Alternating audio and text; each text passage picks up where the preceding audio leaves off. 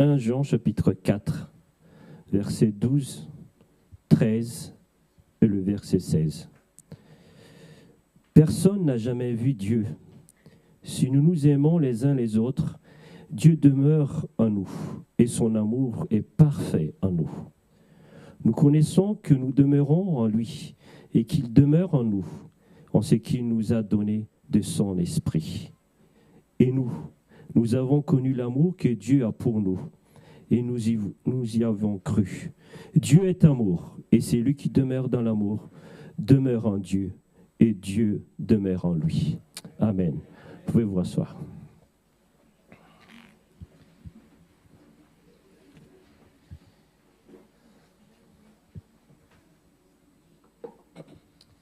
Frères et sœurs, bonjour. Bienvenue à tous et aux membres d'église de Mantes-la-Jolie, aussi à nombreux amis visiteurs qui nous visitent aujourd'hui. Aujourd'hui, nous avons une invitée spéciale. Ça a été annoncé il y a quelques semaines de cela déjà. Et c'est Rhodes qui nous visite aujourd'hui. Elle n'est pas venue toute seule. Elle est venue avec sa famille, avec son mari et ses enfants. Elle est venue avec son papa, ses sœurs. Et c'est pour vous dire qu'elle nous aime. Elle ne nous connaît pas encore. Et là, elle nous a montré l'exemple, la preuve qu'elle aime bien l'église de Mantes-la-Jolie. Rhodes, merci d'avoir accepté cette invitation. Cette journée, elle a été organisée par le département de la famille de notre église, par le couple Ledoux et Atine. Ce n'était pas facile d'avoir un rendez-vous avec Rhodes parce que son agenda est très très chargé. Je crois que Viviane, elle avait contacté depuis l'année dernière. Et elle est très sollicitée par toute l'église dans notre fédération. Je pense que tu as été même fait un podcast à la fédération, j'ai vu sur Instagram. Je te suis. Et je vous invite aussi de la suivre. Alors, Rhodes, elle est, avant de décrocher son diplôme de conseillère conjugale et familiale à l'école des parents et des éducateurs, et elle a fait d'abord une formation conseillère en économie sociale et familiale. Je fais quelques recherches sur toi. Et elle est spécialiste, elle est thérapeute. Et dans la magazine où elle a été présentée, elle a un slogan « Sentez-vous bien ». Donc c'est une bénédiction de la voir aujourd'hui. Et ce qu'elle propose à ses clients, ce qu'elle va nous proposer aussi aujourd'hui. Que Dieu te bénisse. Merci.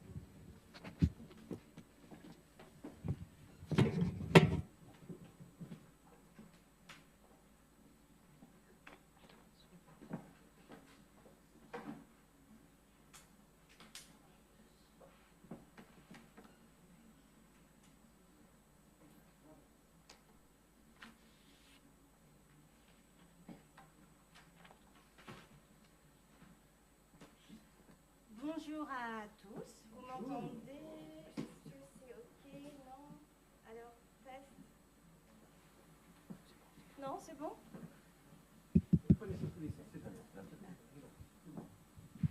Test? Vous m'entendez bien? Ok, parfait. Donc, bonjour à tous et toutes. Je suis très heureuse d'être devant vous. J'ai été particulièrement touchée par les échanges que j'ai pu avoir avec Viviane, avec Rivano, et je sais qu'ils étaient les représentants du département famille et plus largement de votre église. Et si eux m'ont accueilli comme ça, je n'ai aucun doute sur cet accueil que vous me réservez et sur la suite de cette journée que nous allons passer ensemble. J'ai aussi envie de vous dire que je crois que Dieu vous aime beaucoup. Et je le dis pas, c'est la première fois que je le dis, vraiment. J'ai l'impression que ce que je vais vous donner là, c'est la meilleure intervention que j'ai pu préparer. Parce que moi-même, je suis emballée à l'idée de vous transmettre ce message. Donc vraiment, prenez-le comme un signe d'affection, d'amour que Dieu vous porte de manière collective, mais aussi de manière individuelle. Prions. Éternel, mon Dieu, ce moment, on l'a préparé ensemble. Et maintenant, il est temps que tu puisses déverser ta parole dans les cœurs, que uniquement ce que tu veux qu'il soit dit soit prononcé par mes lèvres et que vraiment ça participe à diffuser ta parole, qu'elle brille autour de nous, qu'elle brille en nous et que ta gloire soit révélée dans nos liens de couple, dans nos liens familiaux, dans le nom de Jésus. Amen. Alors, est-ce que vous êtes bien réveillés ? Ouais, ok, super.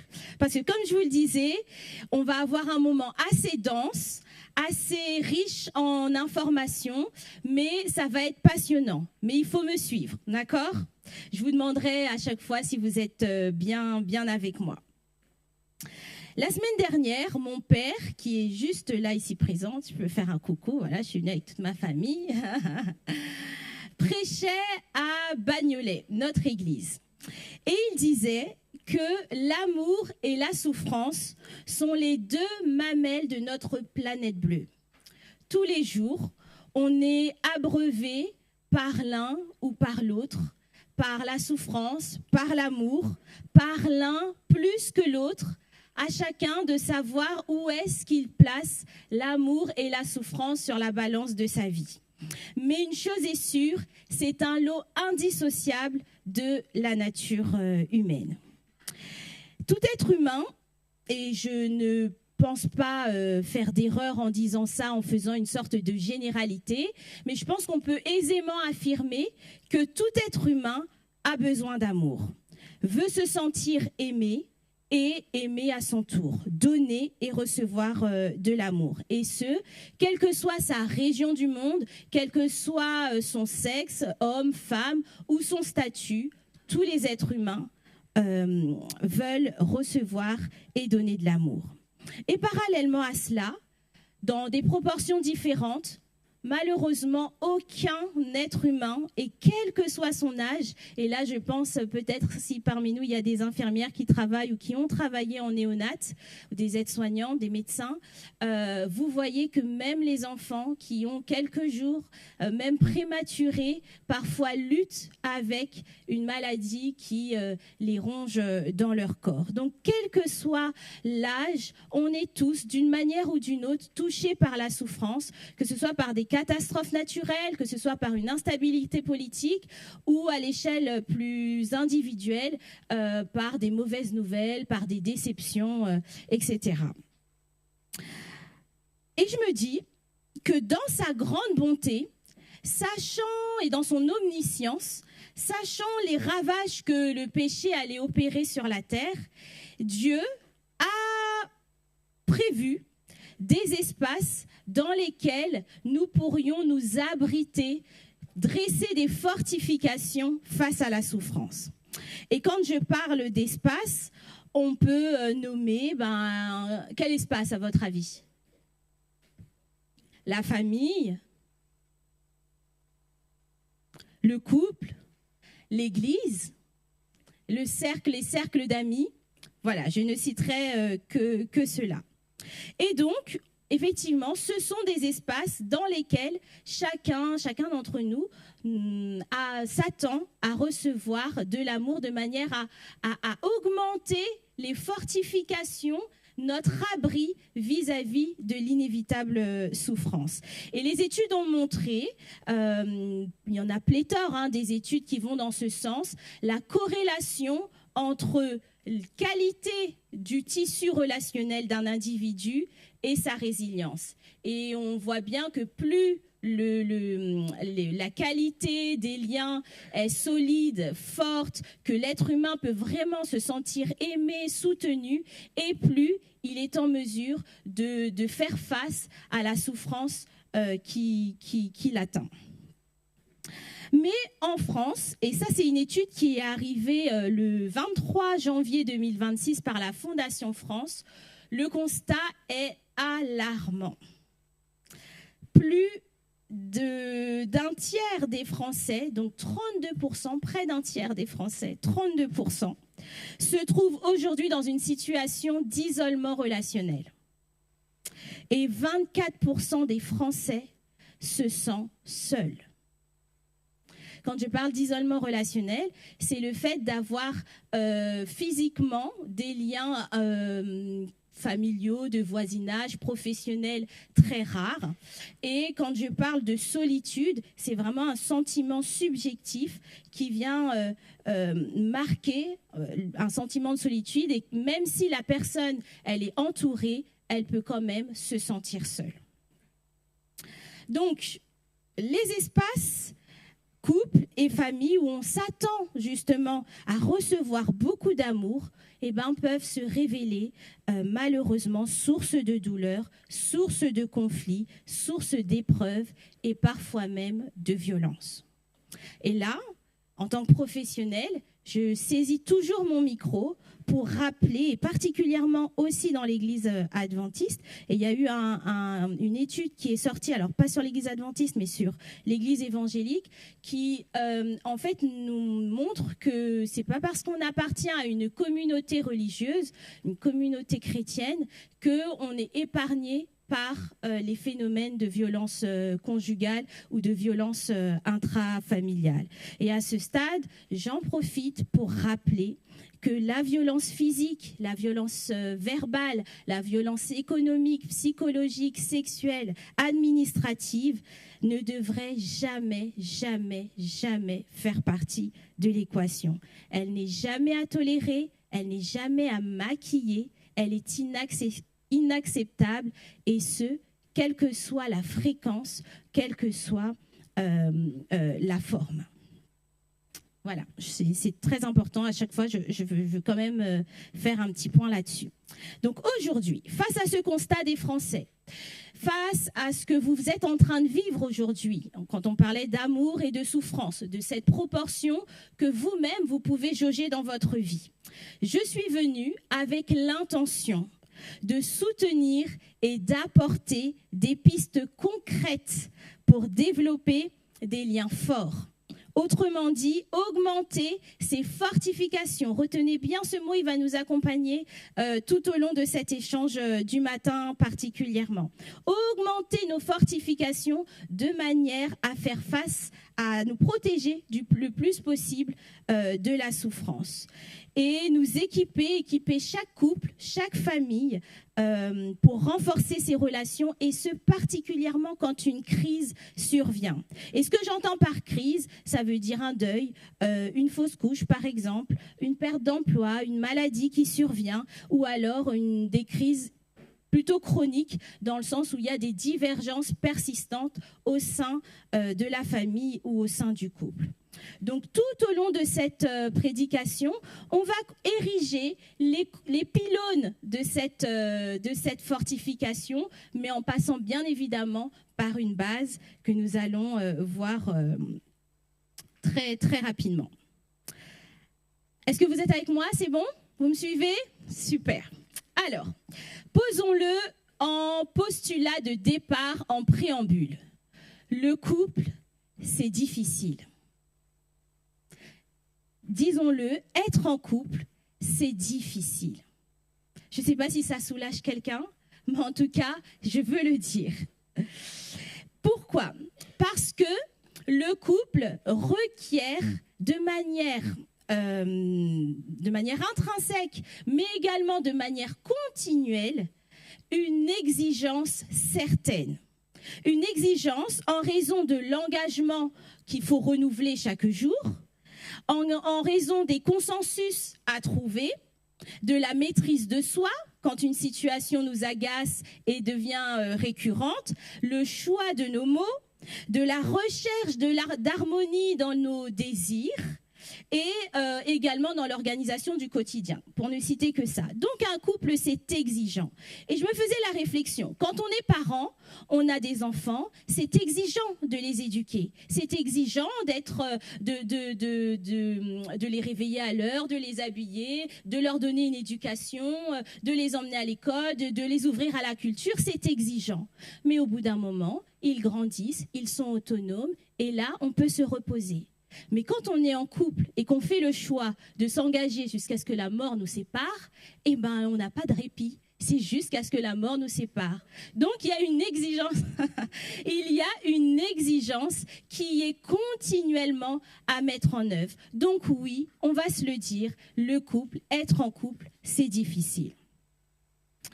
Et autre chose, et c'est là que ça va devenir intéressant et c'est ce que je considère comme une pépite. Le couple est aussi un espace de découverte. Alors, lisez avec moi, je vais vous expliquer ça. Genèse 17, versets 9 à 14. Alors, j'aimerais bien, si quelqu'un peut venir ici et lire, on aura plein de textes à lire, comme ça on fait un échange dynamique et moi, ça me laisse le temps de boire de l'eau. On peut faire comme ça ? Ok, sans avoir des délais trop importants de latence et sans que ça soit Rivano qui doit venir parce que personne ne vient ? On peut faire ça ? Ok, ça marche. Alors, Genèse 17, 9 à 14. Qui vient ? Ok, il y a déjà un micro. Parfait, vous êtes bien organisés ici.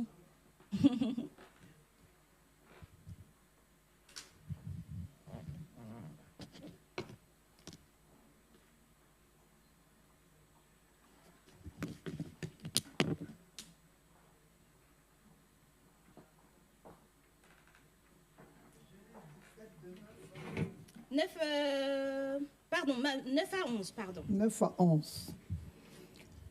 La circoncision instituée. Dieu dit à Abraham, « Toi, tu garderas mon alliance, toi et tes descendants après toi selon leur génération. C'est ici mon alliance que vous garderez entre moi et vous, et ta postérité après toi, tout mâle parmi vous sera circoncis. Vous vous circoncirez, et ce sera un signe d'alliance entre moi et vous. » Merci beaucoup. Comment tu t'appelles ? Aïcha. Aïcha, merci. J'ai vu que tu es une diaconesse. Dès qu'il y avait les enfants, tu as réglé les plantes. Merci pour ton service. Ok, donc effectivement, la circoncision était à l'époque d'Abraham un signe d'alliance entre Dieu et ceux qui lui appartenaient. Vous vous dites, mais où est-ce qu'elle va ? Où est-ce qu'elle va ? Mais suivez-moi. Les hommes procédaient donc à une coupure dans leur chair, donc quand ils étaient bébés, à l'âge de 8 jours, pour montrer, les parents montraient aussi au travers de l'enfant qu'ils faisaient alliance avec Dieu. Et pour autant, bien que ce signe soit visible dans la mesure où il y avait tout un cérémonial aux 8 jours de l'enfant pour pratiquer cet acte, selon vous, qui est-ce qui, à l'âge adulte, découvrait ce qui s'était passé dans le corps de l'enfant circoncis? Allez, ne soyons pas timides, parce que si vous êtes timide chez vous, alors moi, comment je dois me sentir? Allez-y. La femme, exactement. Donc, la femme avec qui l'homme circoncis s'unissait, la femme avec qui l'homme circoncis s'unissait.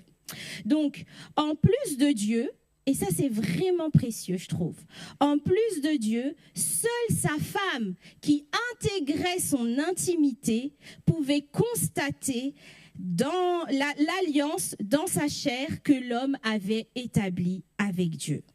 Donc, en dehors de l'épouse, en dehors de Dieu, personne ne pouvait être témoin de la marque établie dans la chair de cet homme. Qu'il soit juif depuis la naissance ou étranger ayant rejoint l'adoration du vrai Dieu, par exemple, comme c'est noté dans Exode 12, verset 48, les étrangers qui désiraient célébrer la Pâque étaient circoncis également. Donc, j'utilise cette image pour illustrer à quel point l'intimité inhérente à la vie de couple, on est d'accord, révèle l'incision dans la chair. Suivez-moi bien, c'est très important. Et dites-vous qu'à l'époque, il n'y avait pas l'anesthésie, mais je me dis que quand même, si Dieu avait demandé ça à ses enfants, c'est que bon, voilà, ils ont pu certainement, il a inspiré des techniques pour que ça fasse le moins mal possible.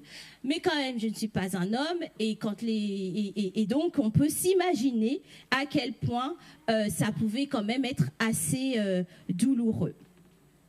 Mais donc il n'en reste pas moins que l'acte faisait quand même mal. Et donc je continue de tirer le fil, voyez, de la circoncision pour expliquer que l'intimité du mariage révèle ce qui fait mal. Et là, j'ai prévu une slide pour vous l'expliquer. Voilà, merci. Donc, l'intimité du mariage révèle ce qui a fait mal. Déjà sur le plan physique, d'accord ? Très stricto sensu, la circoncision, donc notamment à l'époque d'Abraham, là on se situe à l'époque d'Abraham et du peuple d'Israël. Et si on continue d'élargir la signification du terme circoncision, eh bien, dans un sens plutôt multidimensionnel, elle représente également ce qui fait mal spirituellement. Ça veut dire ce avec quoi on délaisse, ce qu'on délaisse, ce qu'on quitte volontairement pour faire plaisir à Dieu. Et là, vous serez d'accord avec moi que la vie chrétienne est une forme de lutte, c'est un combat chaque jour pour tendre vers ce que Dieu nous demande. On est soutenu par le Saint-Esprit, mais l'Esprit opère en nous, mais bien évidemment, et Paul l'a si bien décrit, il y a une lutte, je fais le mal que je ne veux pas, etc. Donc ça, on connaît. Donc je fais ce parallèle aussi également avec ça. Et on peut trouver une référence très intéressante dans Romains 2, verset 28, qui dit, allez, prenez-le avec moi, Romains 2, verset 28, c'est important ce verset.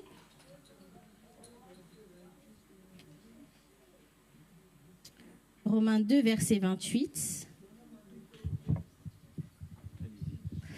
Car ce n'est pas ce qui est visible qui fait le juif, ni, alors je l'ai peut-être dans une autre version, ni la marque visible dans la chair qui fait la circoncision, verset 29, mais ce qui fait le juif, c'est ce qui est intérieur.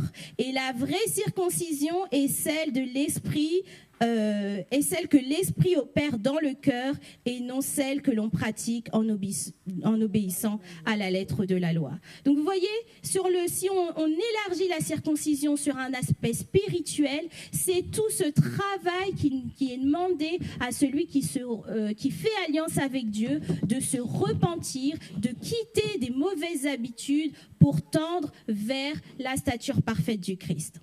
Vous me suivez ? Super. Et on continue à prendre un autre sens de la circoncision. Elle peut aussi, dans la notion de ce qui fait mal, elle peut aussi représenter ce qui nous a blessés, ce qui nous a traumatisés, tout ce qui nous a abîmés. Donc, et selon vous, la circoncision était demandée par Dieu dans quel but ?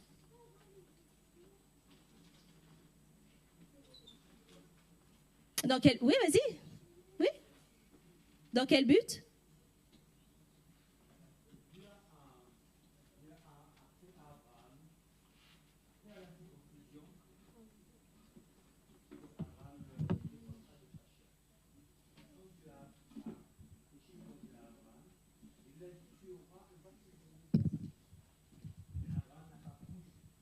Ouais, alors... Pardon.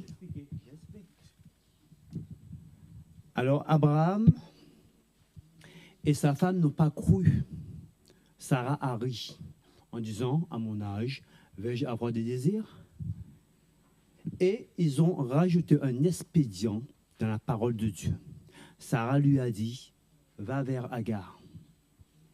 Et Abraham a écouté sa femme au lieu d'écouter Dieu. Ouais. Et qu'est-ce que ça a donné ? Un fils de l'esclave. J'ai pas fini. Et c'est pour cela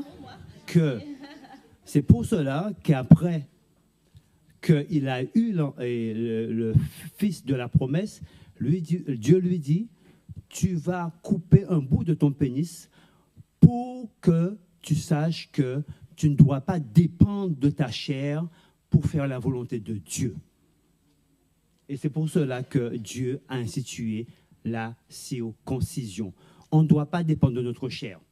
Et un autre exemple, avec Jacob.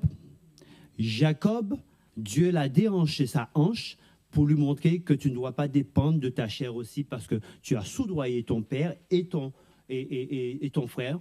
Voilà, tu ne dois pas dépendre de ta chair. Voilà, c'est pour ça que la circoncision a été mise. Et aujourd'hui, on n'est pas sous cette loi. Bien sûr.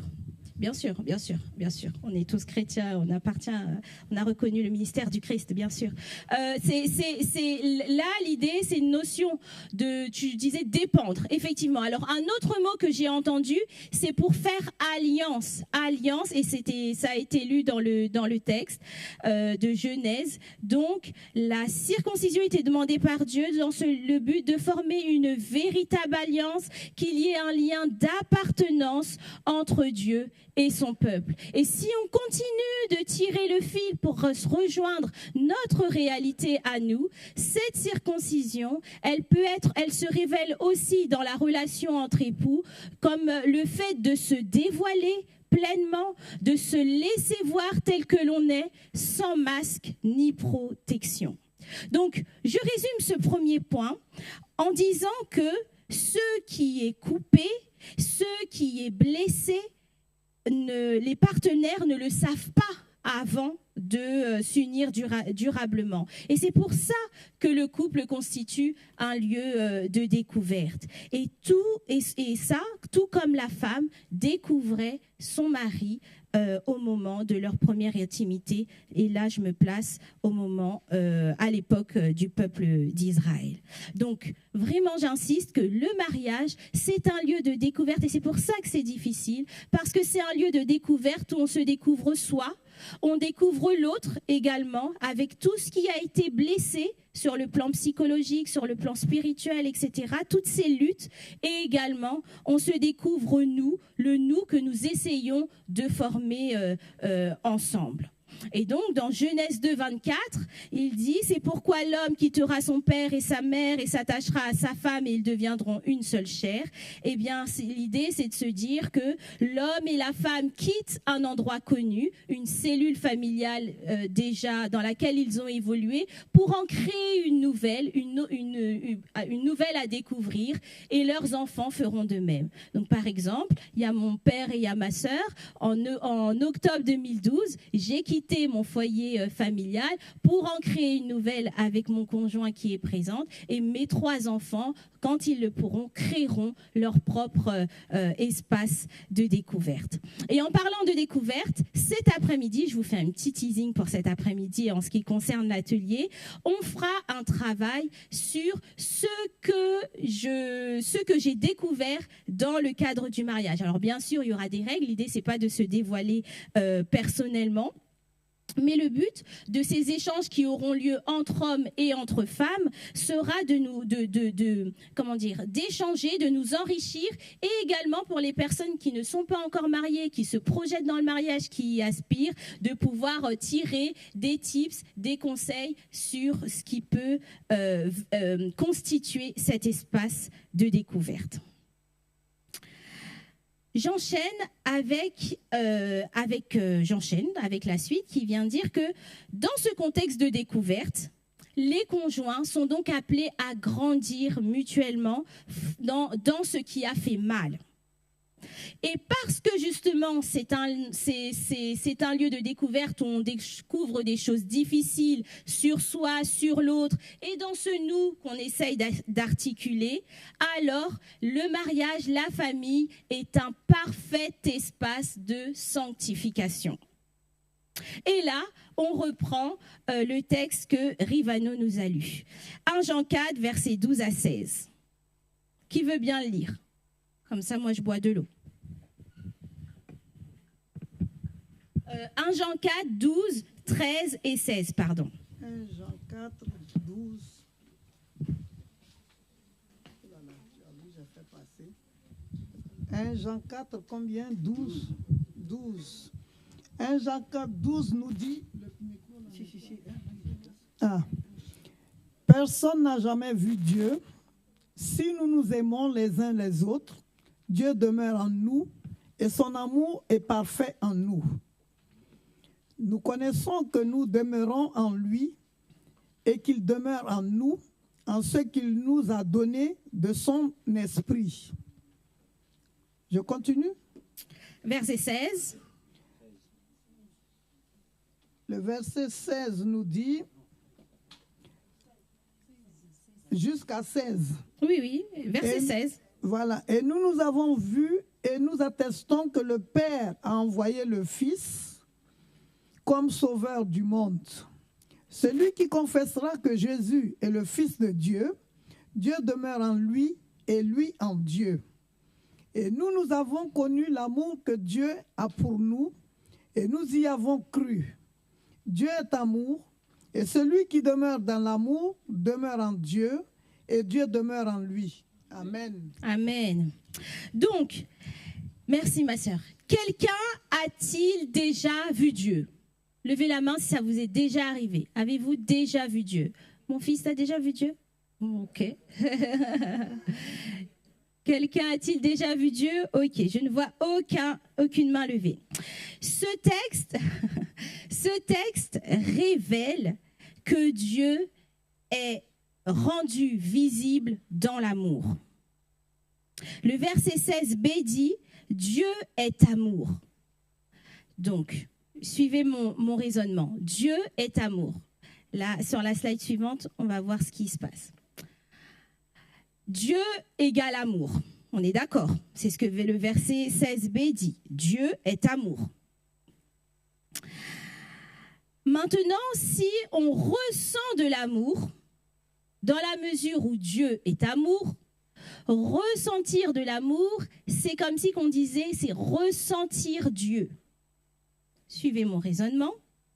Et donc, dès lors que l'on dit « je t'aime » à quelqu'un, « je t'aime à mon enfant »,« je t'aime à ma femme », on pourrait traduire cela comme « je veux t'offrir un espace où Dieu peut être visible ». On continue.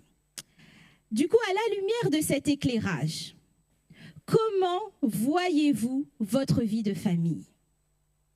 Ne me répondez pas. Gardez-le pour vous. Comment voyez-vous votre vie de famille?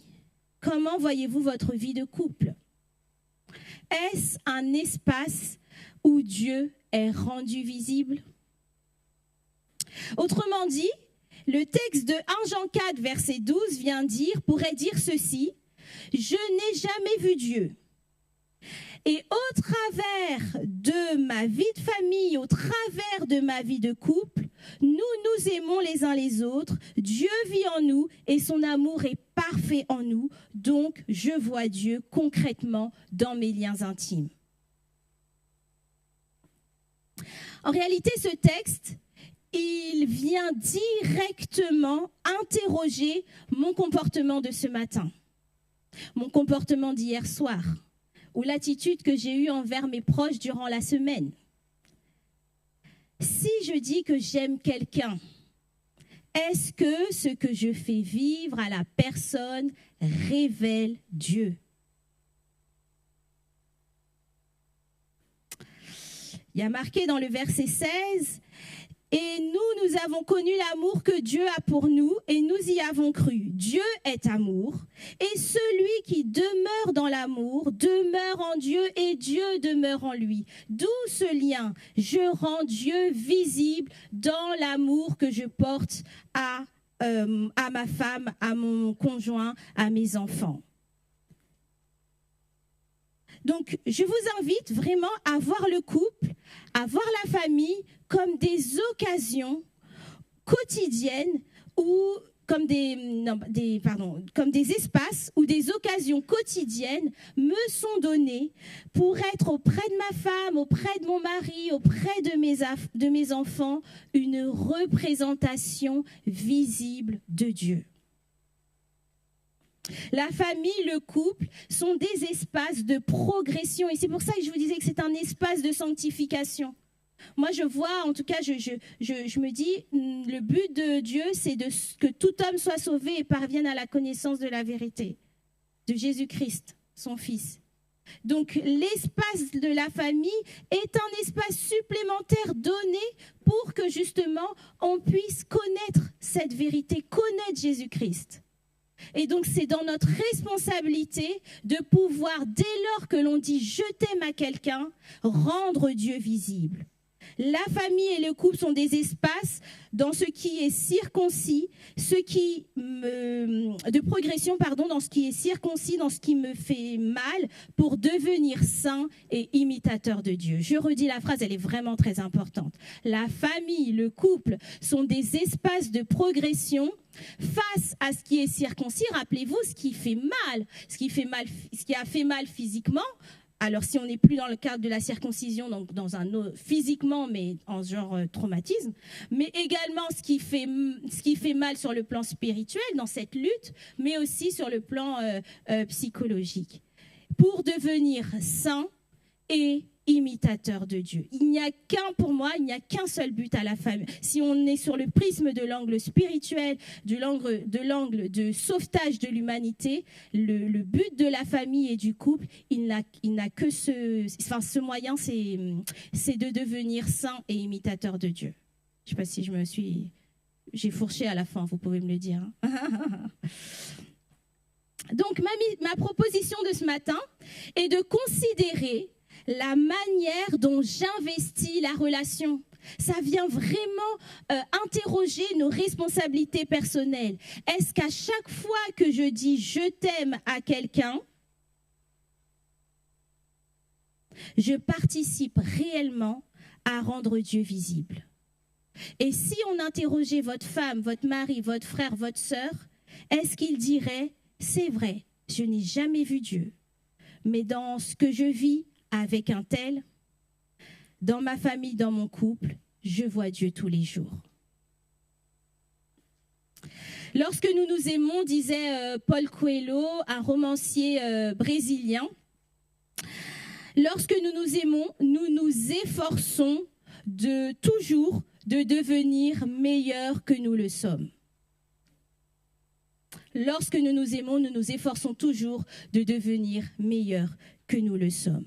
Donc vraiment là, on a la base de notre fortification. C'est que ma responsabilité, à chaque fois que je dis je t'aime, signifie donc de s'engager à contribuer à rendre Dieu visible. À chaque fois que vous entendrez désormais « je t'aime mon enfant »,« je t'aime ma fille »,« je t'aime mon chéri, ma femme », cela signifie « je m'engage à t'offrir un espace où Dieu est visible ». À présent, maintenant, rentrons dans une deuxième partie plus concrète, parce que voilà, je suis conseillère conjugale et familiale et je m'occupe de traiter de la réalité du quotidien des gens. Donc, je ne vais pas vous laisser avec cet aspect très beau, mais quand même assez théorique, pour rentrer vraiment dans la pratique. Et je vais prendre 5 habitudes que je rencontre fréquemment au cabinet, au travers des couples que j'accompagne. 5 habitudes qui sont des réponses à la crise, en fait. 5 attitudes qui révèlent, en tout cas, qui démontrent une manière dont les couples se comportent face à une crise. Et donc, je redis un peu les sortes de crises. C'est les divergences persistantes sur les attitudes, les divergences persistantes sur les attitudes de l'un ou de l'autre, ou de l'ado, enfin, peu importe l'enfant, si c'est un enfant, son âge.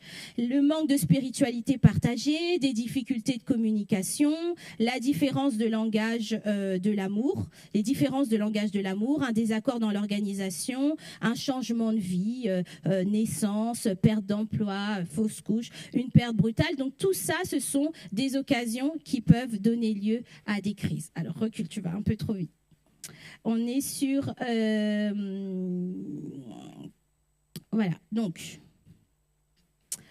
Mais tout d'abord, je voudrais montrer très précise quand je parle de crise.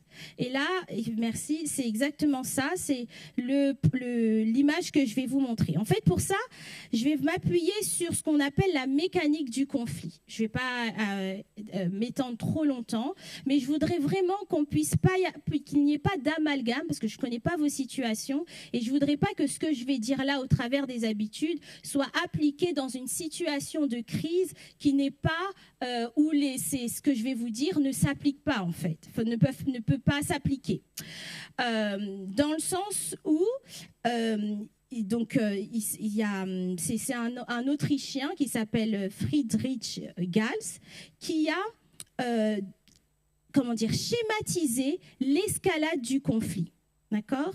Et ça s'applique à la fois de manière interpersonnelle, mais ça s'applique aussi sur le plan international. D'accord ? Quand il y a des guerres, des conflits entre pays. Parce que, encore une fois, toutes les crises sont des crises, mais toutes les crises ne sont pas à la même phase. Et c'est pour ça que je voudrais qu'on puisse se mettre d'accord sur le sujet. Donc, comme vous le voyez, il y a 9 phases. Tout le monde voit bien? Je peux me mettre où? Je peux me mettre là? Donc, il y a 9 phases. Donc 9 phases qui sont divisées en 3 parties. Une première phase qu'on appelle gagnant-gagnant. Une deuxième phase qu'on appelle gagnant-perdant. Et une troisième qu'on appelle perdant-perdant. Je vais passer rapidement sur la troisième phase. C'est la phase où les pays rentrent en guerre. Chacun va monter l'hostilité. Et le but, c'est de détruire le peuple en face. Et on a plusieurs exemples dans notre actualité, malheureusement, qui démontrent que ces situations sont bel et bien réelles. Sur le plan interpersonnel, on peut placer aussi la troisième phase dans les phénomènes de féminicide ou d'homicide où un conjoint en vient à faire beaucoup de mal à son partenaire. Et là, on est sur du perdant-perdant, perte de la vie, mais aussi perte de la liberté. Personne n'en ressort vainqueur. Deuxième phase, gagnant-perdant. C'est encore autre chose, mais là, on va vraiment se rester sur la première phase, les 3 premières phases. La première étape, c'est quand les conjoints ont des divergences, arrivent encore à en parler, ça dérape un petit peu, mais encore, il y a des consensus, on arrive à trouver une solution. D'accord ? Ça, c'est l'étape 1.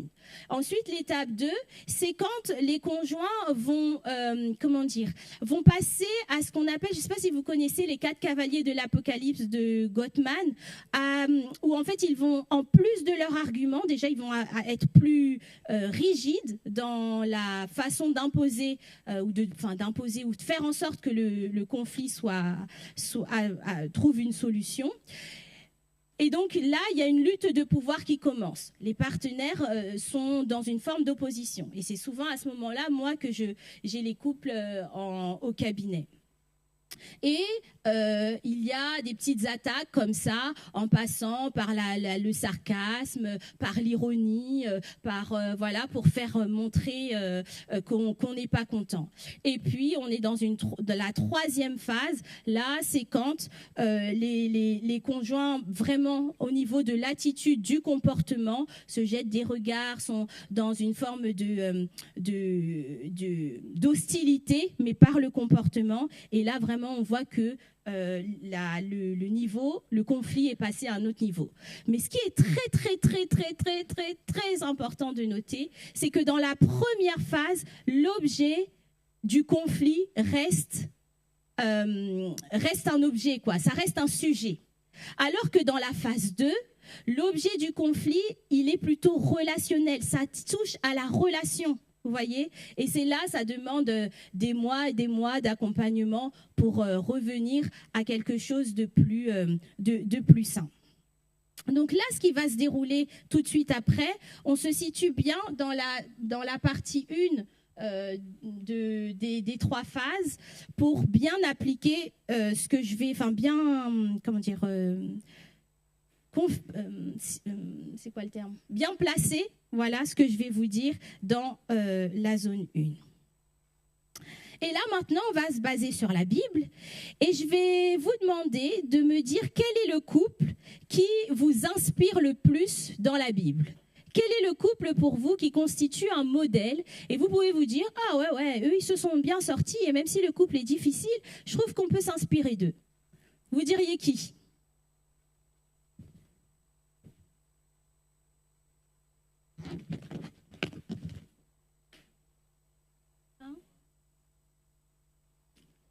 Ok, Abraham, Sarah. Qui d'autre a un modèle inspirant dans la Bible? Oui. Adam et Ève, ok, merci, jeune homme. Un autre modèle?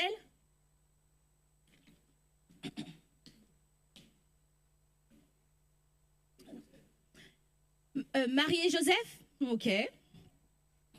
Bon, pas d'autre. Je laisse une autre opportunité de me dire si le couple dont on va parler, vous ne l'avez pas cité encore. Et on ne pense pas souvent à eux. Non? Qui? David et Noé et sa femme? Ok, pourquoi pas, effectivement. Abigail et son mari? D'accord. Ok, super. Alors aujourd'hui, on va s'inspirer et vous allez voir l'histoire d'une manière complètement différente. Suspense, Dan et Elkana. Ah bon? Et oui, donc aujourd'hui nous allons observer le couple Dan et d'Elkana. Et franchement, dans la catégorie époux parfait, je trouve qu'Elkana, il coche pas mal de cases. On va mettre de côté sa polygamie, hein, pas de commentaire là-dessus, mais en dehors de ça, dans son lien qu'il a construit avec Anne, je le trouve topissime. Donc, voyons comment, avec l'exemple d'Elkana et Anne, on peut tirer des enseignements pratiques. Il y a 5 habitudes et après, on s'arrêtera là. Alors, juste avant, pour quand même qu'on ait le contexte, j'ai besoin d'une voix pour nous lire 1 Samuel. Alors, il faudra lire un tout petit peu vite parce qu'il y a 23 versets, mais c'est important que vous les ayez en tête. 1 Samuel 1er, versets 1 à 23, s'il vous plaît.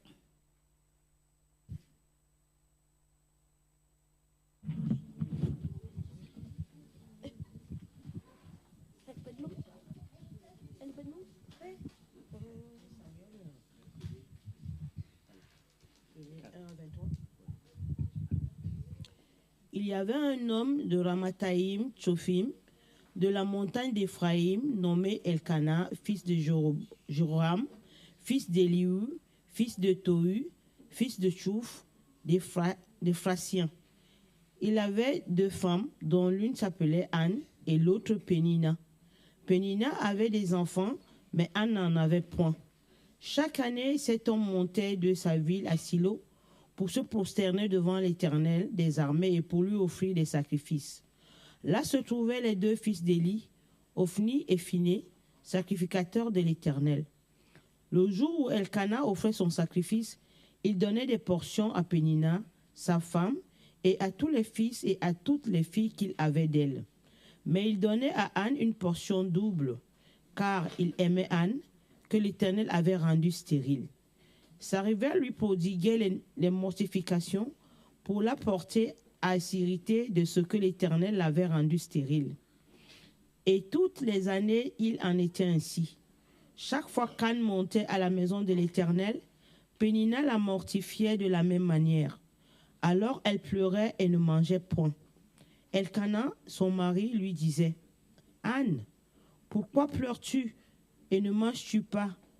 Pourquoi ton cœur est-il attristé? Est-ce que je ne vaux pas pour toi mieux que 10 fils? » Anne se leva, après que l'on eut mangé et bu à Silo. Le sacrificateur Élie était assis sur un siège, près de l'un des poteaux du temple de l'Éternel. Et, l'amertume dans l'âme, elle pria l'Éternel et versa des pleurs. Elle fit un vœu en disant, « Éternel des armées, si tu daignes regarder l'affliction de ta servante, si tu te souviens de moi et n'oublies point ta servante, et si tu donnes à ta servante un enfant mâle, je le consacrerai à l'Éternel pour tous les jours de sa vie, et le rasoir ne passera point sur sa tête. Comme elle restait longtemps en prière devant l'Éternel, Élie observa sa bouche. Anne parlait dans son cœur et ne faisait que remuer les lèvres, mais on n'entendait point sa voix. Élie pensa qu'elle était ivre, et il lui dit, « Jusqu'à quand seras-tu dans l'ivresse? Fais passer ton vin. » Anne répondit, « Non, mon Seigneur, je suis une femme qui souffre en son cœur, et je n'ai point bu ni vin ni boisson enivrante, mais je répandais mon âme devant l'Éternel. Ne prends pas ta servante pour une femme pervertie, car c'est l'excès de ma douleur et de mon chagrin qui m'a fait parler jusqu'à présent. » Élie reprit la parole et dit, « Va en paix et que le Dieu d'Israël exauce la prière que tu lui as adressée. » Elle dit, « Que ta servante trouve grâce à tes yeux. » Et cette femme s'en alla. Elle mangea et son visage ne fut plus le même. Ils se levèrent le bon matin et après s'être prosternés devant l'Éternel, ils s'en retournèrent et revinrent dans leur maison à Rama. Elkana connut Anne, sa femme, et l'Éternel se souvint d'elle. Dans le cours de l'année, Anne devint enceinte et elle enfanta un fils qu'elle nomma Samuel, car, dit-elle, je l'ai demandé à l'Éternel. Son mari Elkana monta ensuite avec toute sa maison pour offrir à l'Éternel le sacrifice annuel et pour accomplir son vœu. Mais Anne ne monta point et elle dit à son mari, « Lorsque l'enfant sera sevré, je le mènerai afin qu'il soit présenté devant l'Éternel et qu'il reste là pour toujours. » Elkana, son mari, lui dit, « Mais fais ce qui te semblera bon, attends de l'avoir sevré. Veille seulement, l'Éternel accomplira sa parole. » Et la femme resta et allaita son fils jusqu'à ce qu'elle le sevra. Amen, merci beaucoup. Alors vous l'aurez compris, vous le savez, on le dit on le sait depuis qu'on est tout petit, la crise qu'Anne et Elkana traversent, c'est la difficulté à enfanter. Donc c'est pour ça que je trouve que c'est un bon modèle, parce que je ne vous prends pas un couple exemple de toute difficulté, eux aussi ils traversent une pleine crise. Et vous allez voir, il y a quelques habitudes qu'on peut tirer des enseignements merveilleux qu'on peut tirer de ces 23 versets. Alors une habitude qui est suffisamment fréquemment remontée par les conjoints, alors pas forcément, un peu au cabinet mais pas tant que ça, c'est la baisse de l'implication spirituelle face à une crise. Une des habitudes, une des réponses qui survient parfois, malheureusement, c'est une baisse de l'implication spirituelle face à la crise. Et donc, qu'est-ce que ça génère? Ça génère en fait des décalages. Qu'est-ce que c'est finalement cette baisse d'implication? C'est des décalages dans la pratique des temps spirituels au cours de la semaine. Et parfois, il y a aussi une vraie surprise de la part des conjoints de voir qu'il y a une différence d'implication dans l'initiative de temps spirituel. Et souvent, ce sont des femmes, alors peut-être que les hommes s'expriment moins là-dessus, mais en tout cas, ce qui est souvent remonté, c'est le fait que les femmes sont surprises d'avoir des conjoints qui ne sont pas aussi à l'initiative de temps spirituel pour l'ensemble de la famille. Peu de propositions et en fait, ça génère quoi? Quand il y a le problème, une différence de volonté, de résistance spirituelle face aux défis de la vie. Et donc, l'exemple d'Elkana, c'est quoi? C'est que face à cette crise dans laquelle il traverse, il reste pleinement impliqué dans sa relation avec Dieu. Chaque année, il part où? À Silo pour adorer Dieu avec toute sa maison. C'est un homme tourné vers Dieu qui porte une dynamique spirituelle et il donne à son foyer une dynamique spirituelle par sa fidélité et son engagement personnel. Et là, en fait, mon intervention, alors juste, je précise que je ne m'adresse pas aux hommes ici, c'est pas un plaidoyer contre les hommes, au contraire, tout le monde peut se retrouver, est invité en tout cas à se retrouver dans l'attitude d'Elkana, que l'on soit un homme ou que l'on soit une femme. Je veux préciser cela. Et donc, qu'est-ce qu'on peut tirer comme enseignement pour continuer d'ériger nos pylônes de fortification? Eh bien, d'en face à cette baisse d'implication spirituelle, mon conseil, c'est de toujours continuer à en parler avec vérité et bienveillance. Parce que forcément, sans le dialogue, eh ben, les attentes restent implicites, la frustration grandit et le décalage se creuse. Et j'encourage tous ceux et celles, vous tous qui êtes là, de vous inspirer d'Elkana pour porter votre dynamique spirituelle au sein de votre foyer. Et si toutefois c'est pas votre truc, parce qu'il y a aussi ça, hein, on va pas se leurrer, et ben essayez de faciliter la personne, le conjoint qui est plus à même d'initier ces temps spirituels, en lui rappelant l'heure, en étant pleinement présent et pas sur une autre activité, voilà, pour quand même se dire, ok, c'est moi qui suis toujours à l'initiative, mais quand même, mon conjoint, ma femme, reste quand même pleinement présent lors de ces moments. C'est un peu l'histoire de créer un cercle vertueux. Deuxième habitude qui revient fréquemment face à une crise, c'est de s'efforcer de régler le problème en oubliant la relation. Et là, en fait, qu'est-ce que ça signifie? C'est qu'en gros, il y a une confusion entre le fait de résoudre la situation et prendre soin de la relation. C'est-à-dire qu'on recherche une solution au problème, mais sans vraiment tenir compte de l'autre.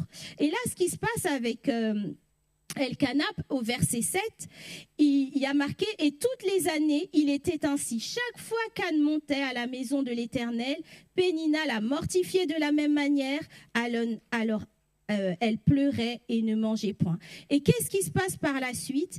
Elkana, il s'adresse à qui? Il ne s'adresse pas au problème, donc disons Pénina qui rend la vie d'Anne difficile, mais il s'adresse à Anne, exactement. Il choisit d'honorer Anne, il choisit publiquement de lui donner une double portion, il choisit de renforcer la relation face au problème plutôt que de combattre Pénina. Donc, il manifeste son choix, son attachement devant les autres et il ne se positionne pas contre le problème, il se positionne encore plus avec sa femme. Donc vraiment, mon conseil, c'est que face à une crise, l'idée, c'est de toujours prendre soin de la relation, honorer votre conjoint, l'honorer même dans la difficulté, le reconnaître devant les autres et ne pas laisser le problème devenir plus central que l'alliance. Ne pas laisser le problème devenir plus central que l'alliance. En période de crise, ce qui sécurise le plus, ce n'est pas de résoudre le problème, ou que le problème disparaisse, mais de sentir qu'on n'est pas seul, qu'on forme une véritable équipe pour régler le problème. Troisième habitude, ne pas permettre aux émotions qu'elles s'expriment pleinement. Et là, ça revient en fait comme une façon de paniquer, d'être très inconfortable quand l'un ou l'autre manifeste de la souffrance, de la tristesse, pleure ou de la colère, etc. Il y a comme une volonté un peu de minimiser un petit peu le sentiment, l'émotion de la personne. Et donc, on veut tenter de rassurer. Et cette tentative de rassurer qui n'est pas mauvaise en soi, mais en fait, en réalité, elle ne prend pas vraiment compte de la totalité de ce que la personne ressent. Et on voit que Elkana répond à Anne en disant au verset 8a, « Pourquoi pleures-tu et ne manges-tu pas? Pourquoi ton cœur est-il attristé ?» Et donc, on voit bien que Elkana, même s'il a tenté de la consoler, il ne se lasse pas de l'interpeller, de se montrer présent avec elle. Et même si la douleur est persistante, ça ne remet pas en question l'attitude et l'amour qu'Elkana porte à Anne. Donc, dans vos moments difficiles, mon conseil, c'est laisser les émotions pleinement s'exprimer. Et ça ne veut pas dire que ça remet en question la relation, ça remet en question la manière dont vous êtes auprès de votre conjoint. Et rendre Dieu visible, comme on le disait, c'est aussi témoigner, faire preuve de patience face à l'adversité, à la difficulté. Et ça de manière bien sûr réciproque. Les deux doivent être engagés dans ça. Et avant-dernier point, fuir la relation, s'éloigner, ne plus se parler. Alors là, ça représente en fait une prise de distance émotionnelle. Il y a des silences, il y a un repli sur soi. Une impression de solitude également dans l'épreuve. Donc ça, ce sont des habitudes qui reviennent face à une crise. Et là, l'exemple d'Elkana, il est très beau. C'est-à-dire qu'il va lui dire « Anne, ne vaux-je pas mieux que 10 fils ?» Et là, en fait, il lui rappelle la relation, la force de la relation qu'il a avec elle. Il est en train de lui dire « Je suis là pour traverser ça ensemble avec toi. » Donc même si tu n'as pas 10 fils, moi, je pourrais te donner autant de bonheur que 10 fils.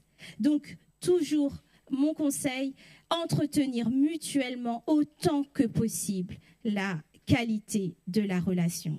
Et puis, 5e et dernière habitude, imposer une solution. Face à une crise, on ne sait pas où aller, alors quelqu'un décide d'imposer, on fait comme ça et ce ne sera pas autrement.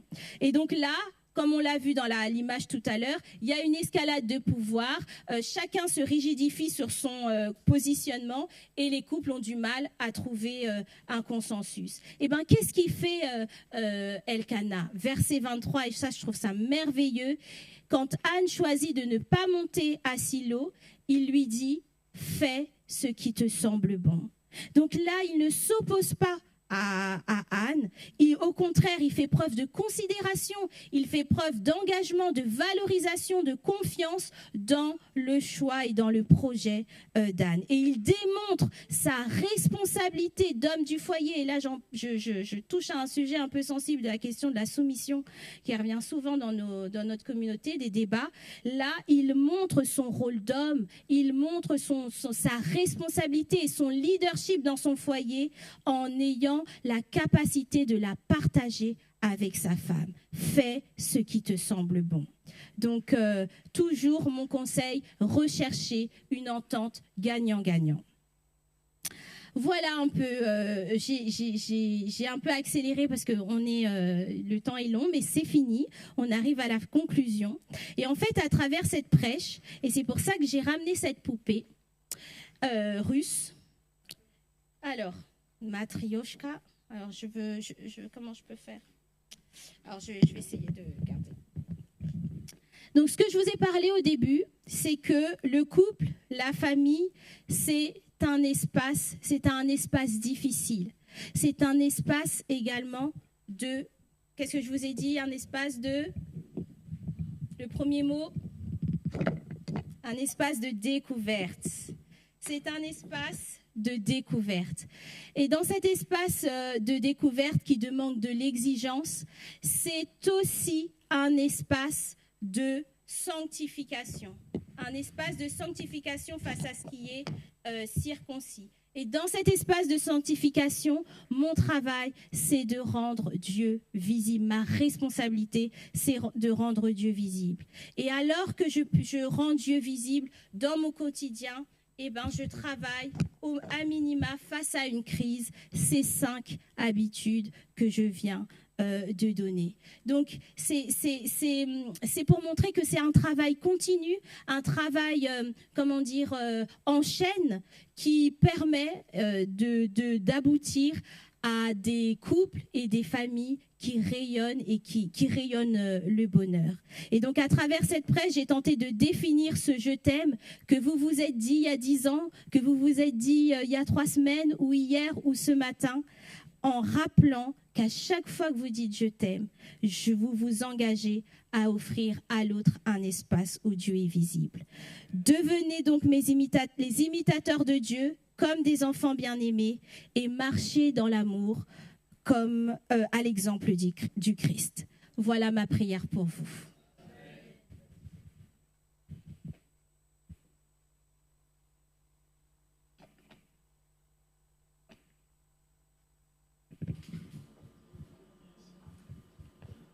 Nous remercions Rod pour son intervention. Et je pense qu'elle sera d'accord avec moi, avec de mémoire 1 Jean 4, 7, qui dit « Bien-aimés, aimons-nous les uns les autres, car l'amour vient de Dieu, et quiconque est né de Dieu. » Vous êtes d'accord avec moi? 1 Jean 4, verset 7. Je ne me rappelle pas trop bien, mais c'est une petite chanson que je chantais quand j'étais plus jeune.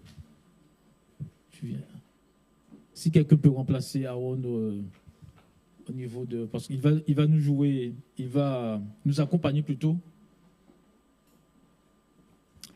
au niveau du piano. Comment? Je laisse à tes pieds mes fardeaux.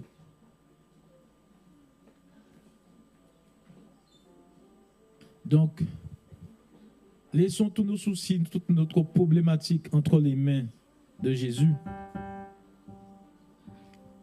Je nous invite à chanter ce chant de mots ensemble. Rappelez-vous, nous avions commencé avec à tes pieds aux divins maîtres. Reprenons encore dans notre air les mêmes paroles. Je laisse à tes pieds mes fardeaux.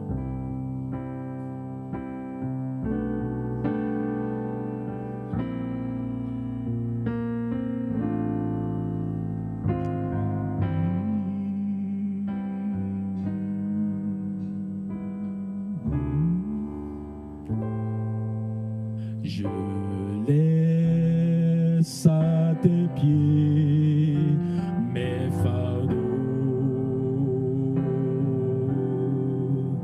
Devant toi je dépose tous mes soucis.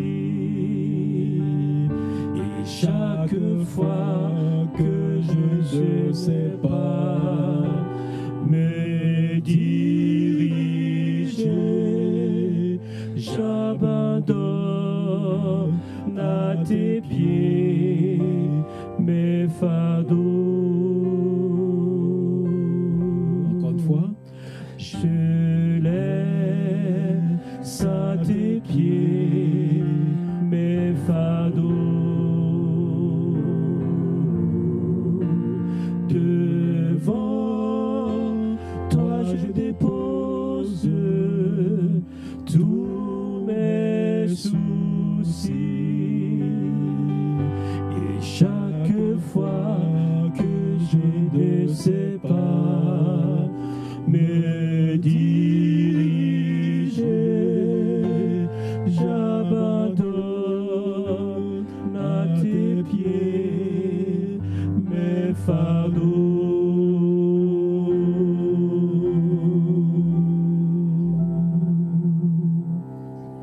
Amen.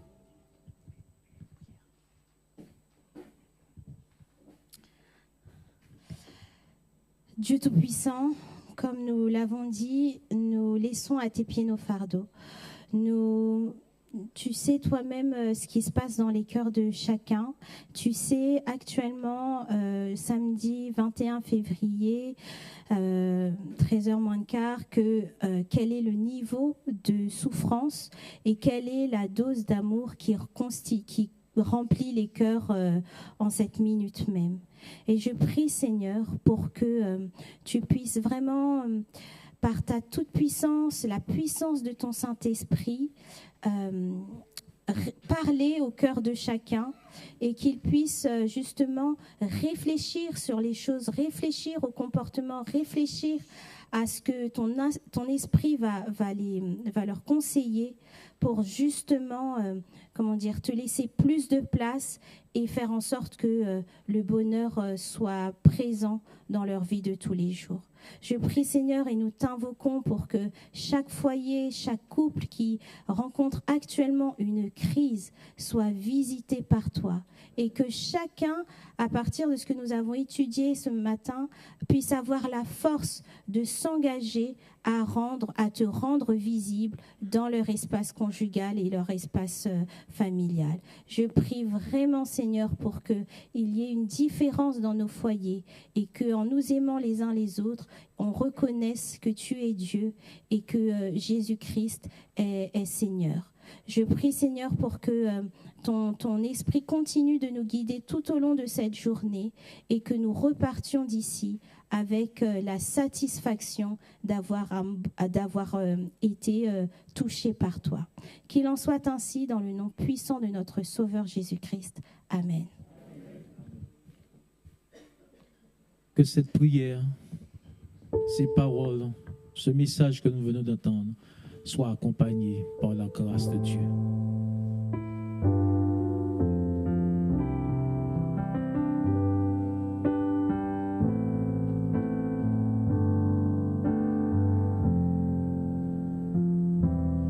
Que la paix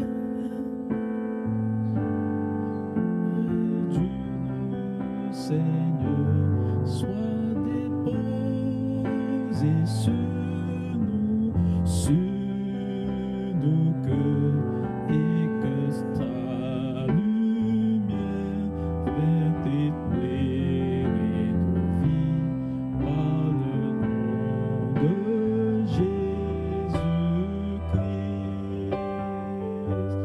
Que la grâce et la paix du Seigneur soient déposées sur nous, sur nos cœurs, et que ta lumière vienne éclairer nos vies par le nom de Jésus-Christ.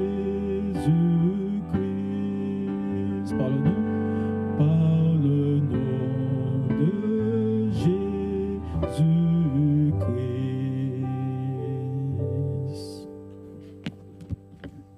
Recevons la bénédiction finale. Que le Seigneur, source d'amour et de paix, répande sa grâce sur chaque famille représentée ici.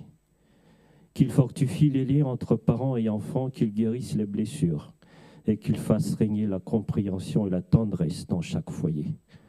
Que vos maisons soient des lieux de prière, de pardon et de joie. Que Dieu vous accorde la sagesse pour éduquer la patience, pour supporter et la foi pour persévérer ensemble, même dans les temps difficiles. Que la paix du Christ guide vos pas, que l'amour du Père vous enveloppe et que la présence du Saint-Esprit demeure au milieu de vous aujourd'hui et pour toujours. Amen.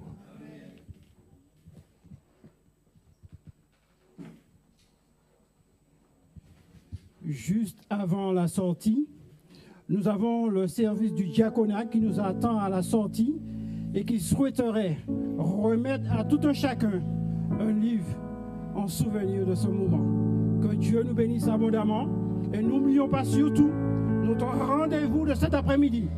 Dieu a encore des bénédictions pour chacun de nous. Soyons prêts cet après-midi. Merci. Amen. C'est auprès de Dieu, tandis que les officiants vont à votre rencontre afin que vous puissiez les saluer. C'est auprès de Dieu.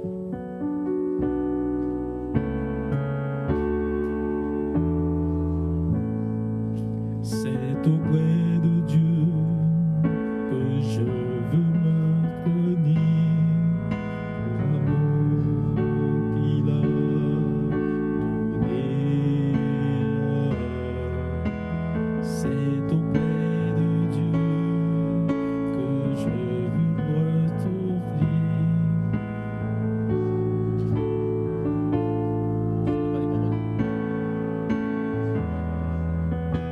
C'est auprès de Dieu que je veux me tenir, de ta voix. Je viens auprès de Dieu.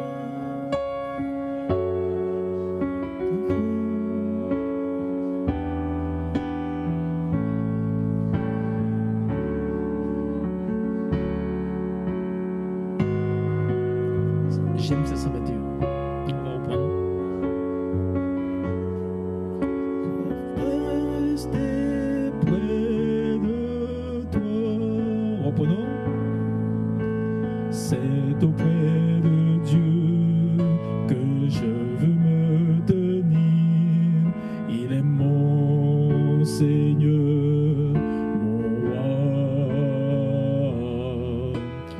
C'est auprès de Dieu que je peux ressentir tout l'amour qu'il a pour moi. C'est auprès de Dieu que je voudrais grandir, entendre le son de sa voix.